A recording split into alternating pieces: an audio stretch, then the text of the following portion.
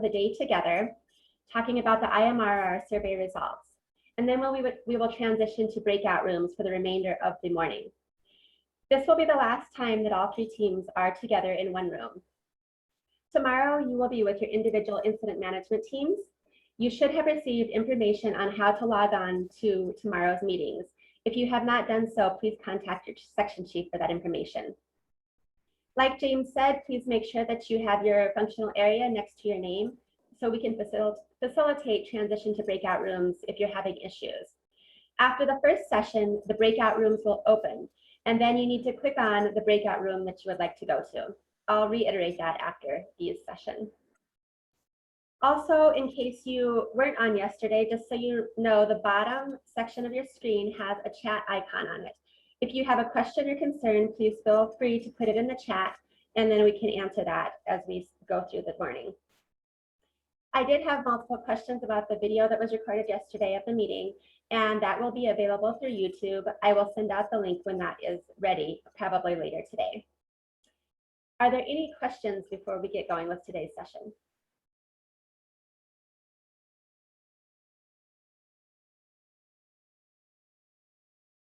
Okay, well, with that, I would like to welcome D-Day, Portland Nemo Incident Commander. She's going to talk about our IMRR survey results.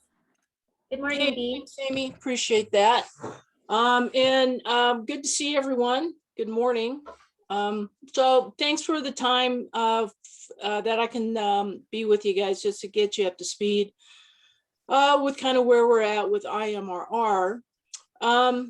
And this is probably old news to a lot of you, but of course I kind of go over a little bit of the kind of where we started. And you know, it was almost a year ago this month that I was asked by my boss, Bill Honenberg, it's more of an information gathering exercise, if you will, of what was going on in all the regions, because everyone at the Washington office, at least on the let me get myself situated there, you know, they knew that a lot, everyone was doing planning, right? The area command teams were busy doing the response plans, and then every team was doing trying to figure out how they're going to operate. And I remember having a call with Dan Dallas and about this, and he actually invited me on one of your calls.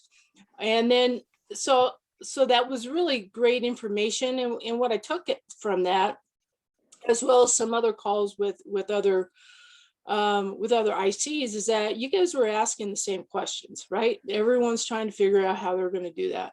So that's really how IMRR was started. It wasn't a Forest Service. It was an ask, but it wasn't intended to be just strictly Forest Service. And it's not a NEMO product. Now, I will say that, you know, NEMO is a full-time incident management organization. So we do have, you know, I feel for you guys that have collateral duties trying to run a forest, a district. You know, this is, you know, incident management. That's the beauty of it, because you guys come together from all functions to build incredible teams. But that's why we got involved. That's why we started facilitating all the calls. And but it's not a Forest Service, you know, effort on that. So I want to bring up, and hopefully this will show. And oh yeah, I think you got that right, Amy. Yes, we do. Oh, good. You know, I'm getting better at this technology side of it. So so what we did, you know, at the end of last year, we knew a lot of great lessons were coming out from the calls, from the collaboration that each functional group was doing. So we decided, you know, we needed to put out a survey so we can capture some of this stuff. And we did in the fall. It was less than 400 people, but from that, we got a lot of common themes, if you will. And I just want to review this. I think you've seen it. We had an all hands call in January, but this is what we had, right? It was a virtual integration. how people function that's not with the IMT, right? They're in the virtual remote environment. So that's what that was the distributive operations, that's everything that happened outside of the ICP. And there was a lot of, dispersed camping, if you will. And so that's what that distributed operations was. Consistency. We heard that. I heard that a ton, right? Everyone did. Let's be consistent in how teams do things as best as much as we can. I mean, that would only help the field as they're going from incident to incident, and with the added stress of COVID. So that's where the consistency was. Continue the IMRR calls, the standardized electronic processes, right? I mean, that's a whole gamut of stuff. And there was a need to do that, or want to do that. The technology infrastructure, I mean, certainly that was a hang up on a lot of people, just with capacity and capabilities with teams and what they brought and what they didn't have. Personnel continuing education training, with the new platforms, we all I felt like we all were learning at the same time of how to work teams, how to do this and do that, and not make a fool of yourself. And that still happens at times with me. But so anyways, there was a need for that continuing education and training. And then also personnel retention. How do we keep, we have a tough time anyways with personnel retention, but especially in this new environment, how do we maintain and retain personnel? So those were the themes from the survey. And as a IMRR group, we knew we had these great lessons learned, but how do we help teams as we move into this year, but not only this year, but even over the horizon, right?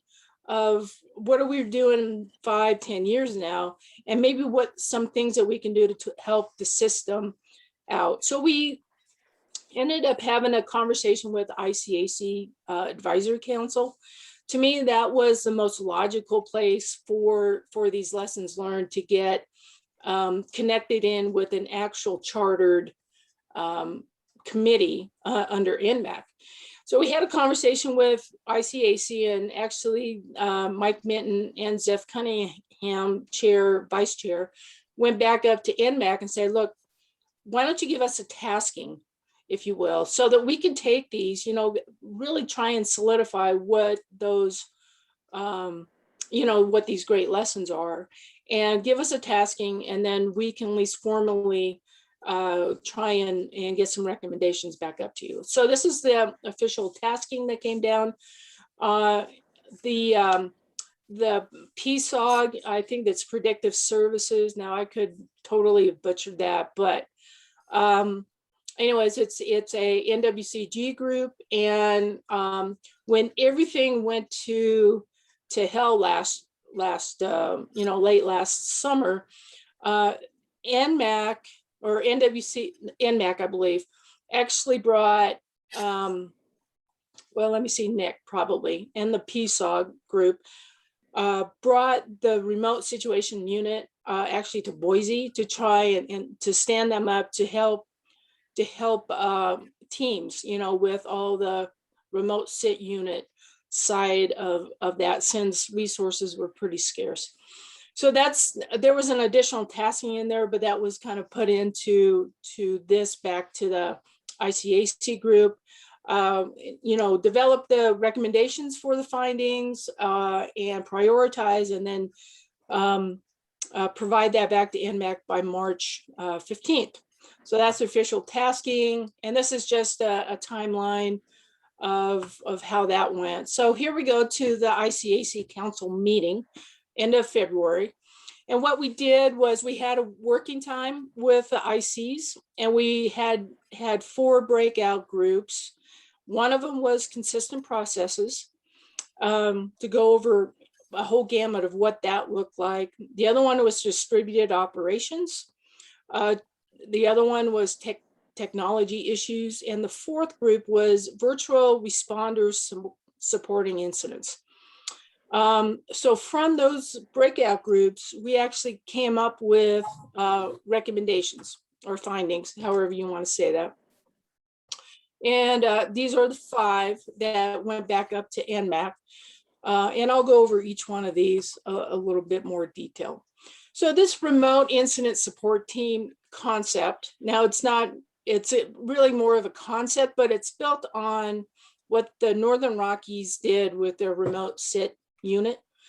And, so the framework really goes even beyond the remote sit unit. It could entail a lot of these virtual and maybe remote incident processes and support, if you will. So it could include remote finance. Certainly, we lumped in the check-in demo processes into this, but it also is the best management practices for virtual and remote support. And then, eDocBox was a huge deal in trying to get the naming conventions, but the NWCG incident planning subcommittee was already tasked to figure out on the naming subcommittee, naming standards. There we go. And so a lot of stuff's been working on that. But to me, where this risk framework is probably in, is it not showing? Hang on, I hit, so I get a ping from Serena says it's not showing. I can see it, Dee. Oh, okay. Okay, good, thanks. But she's in presenter mode. She's not actually showing the actual presentation itself. Okay, thanks, Serena. You're welcome. Well, how do I do that then? I guess I'm all confused here. Go up to display settings Okay, got it. and click on that and bring down Swap the, it. there you How's go. that? Did I get it? Yeah, There you go. okay, thank you. Yeah, see, it's always good. I got my IT support, thank God. And I remember you talking to me about this. Oh, well, I guess I should do this more often, maybe not. Okay, so let's get back to the framework. This is really a concept, so there's a lot more stuff that needs to be done on this. But I think it's, to me, where it can really help teams at is maybe more at a GAC, at a MAC level, that, because we know the virtual or the sit unit functions underneath there's not a lot that can go around to every team, especially if we get into PL5. So this has a lot of potential to help teams out in the future. So that's one of the recommendations. The other one was really defining what distributed operation and a strategy is, and putting that definition into the NWCG glossary. And to me, even drop point isn't even in the glossary. So there's some stuff that needs to get updated in that. So really defining what we mean by distributive operations and the strategy that's attached to it. We know it's great for the field. We heard that from the hotshots. We heard it from all the field going people, but it does bring another level of complexity to be able to support that. So we felt that we just need to get a good understanding of what that distributive operations strategy means, so everyone's talking the same language, which is really important, I think, as we move forward. Technology, huge, right? I mean, and it's not that people aren't doing things. I think it's really understanding, what can be done to help support teams. But we also saw the inconsistency between the teams as with the transitions. Some people had great production units, for the live meetings and all that stuff, but then the next team coming in wasn't quite set up for that. And then, so the expectations of the home unit or the agency administrators, that varied. So I think we can do some stuff to help teams be consistent in the technology side so that there isn't that variation between teams in there. So a lot of work that needs to be done on that. And so you'll hear a lot more in the future how that goes. And you know what, I might just ask Michelle if you wouldn't mind coming on and then sharing anything else on this side. Hey Bea, I hate to interrupt you again, but now the edges of your screen aren't quite showing up for your presentation. Oh no. Okay.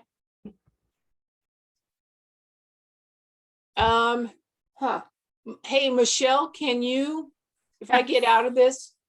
Yep, I can share mine. Okay, great. So I'll stop that. So while I'm sharing my screen here, hopefully we can get this to go. Let's see. And I'm just gonna catch up here. Okay. Can you guys see my screen okay? Yes, thank you very much. Okay, and I'll just kind of maybe go back through these while I'm talking so you can see if you couldn't see before. But there's some pieces of the technology piece and a couple of different components here. Part of it was tied to this risk framework of kind of supporting the consistent systems like the audio visual piece, the distributed operations like we talked about. We don't really have a tech component there other than just recognizing the need for internet and how that baseline internet service is a challenge that, is almost as important as having to cater, in some of those baseline things. And so looking for opportunities to support that as a streamlined service. Within this technology component, there's several pieces there. We've got Eric Martinez, who's been reaching out and talking with WIFIT, which WIFIT has a lot of different components, as we know. So looking for opportunities to kind of collaborate with existing efforts and kind of offer assistance as these recommendations move forward. If there's things we can support, follow up, just kind of guidance to bring to light things like the challenges with the group texting and how do we meet that need, knowing that a lot of the apps that we've used in the past are currently blocked on government devices. Again, that baseline internet service, and then just some of these other functional things that the AV needs that we have on the incidents there. Tied with that virtual piece of how do we support these virtual briefings and remote folks that we have in the field, whether it's briefings or the community meeting status. And tying into that, the definitions that go along with that. But that AV piece really is working with it to figure out how we can network and work together to support what they've already got identified in some of the FMB memos and things that have got out, that they know it's on their radar. So our goal is to consolidate feedback to share with them from what the field is seeing.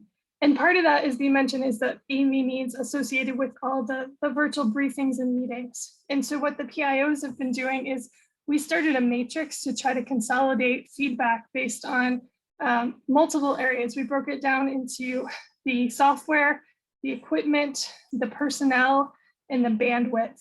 And we know we're just trying to categorize kind of what the needs are, what some of the recommendations are for minimum consistent standards, and then maybe what we can work towards. Things like, can we bring to light things that we need to move forward to see in a group app, or what's the best way to provide the equipment in the field? And right now, I think we're seeing a range of options, but we want to capture those so that we can share in some upcoming tech talks and things, kind of what we can do with the tools available now based on what we learned last year within those range of current options, and then work together to support consistent options that we can move forward and work with ICAC group to share recommendations that the national groups can look at in the future for other considerations that might meet our needs in the field. Perfect. Thanks, Michelle. Appreciate that.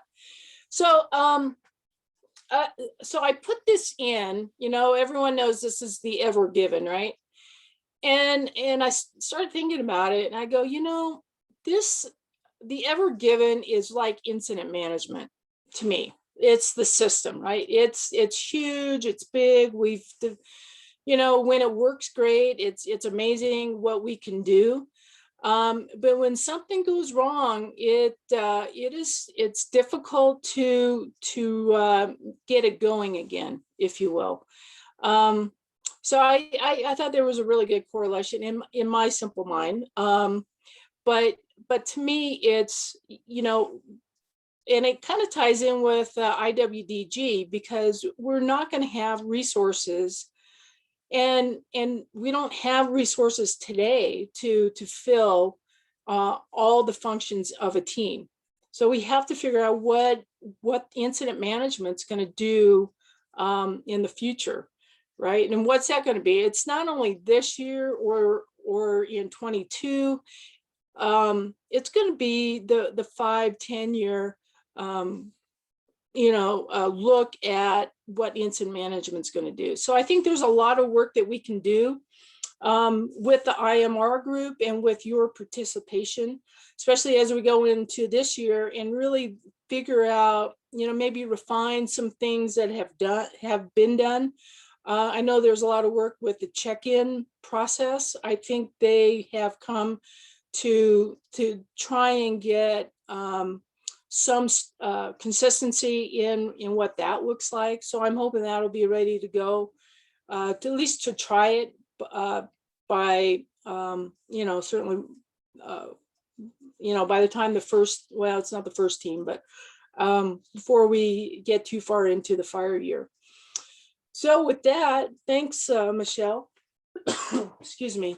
That's pretty much all I have. Apologize for the technical difficulties, but it gets back into personnel, continuing education, right? And what does that look? How do we be really proficient at these tools that we have? And honestly, that was really rigged. I want to make sure that just to highlight that point.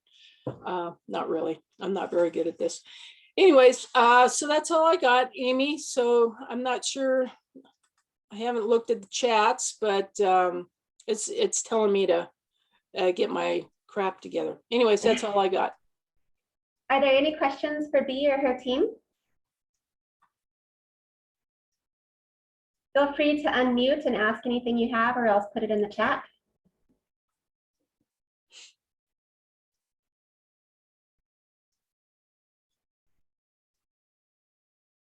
I'm not seeing anything, Bea. Okay, well, thanks. And thanks for the invite. And again, if you're not tied in with one of these functional calls, let's make sure that we can try and get you connected, talk to your IC, and we'll get you connected in with that. So thanks again, guys. Thanks. Yeah, thanks, Bea, for having you and your team come share that information with us. I know some of us have been aware of some of that stuff, but there's other people that haven't heard any of that yet. So that was very informative. Thank you. So next, we will all transition to our breakout rooms. Most of you should already be assigned a room based on your functional area and should automatically go to that room once we open the breakout rooms. If you are not assigned to a room, please click on the breakout room that you want to go to. Does anybody have any questions before we open the breakout rooms?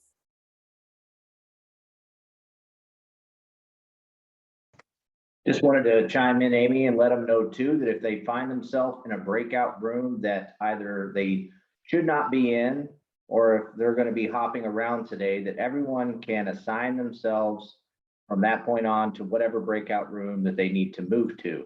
To do that, you select the breakout at the bottom, look for the breakout room. If you look to the right, there's a blue assign button, and you can move yourself as you need to. If you run into any issues, please just kind of speak out in chat, and we'll help you get moved around. Thank you, Amy.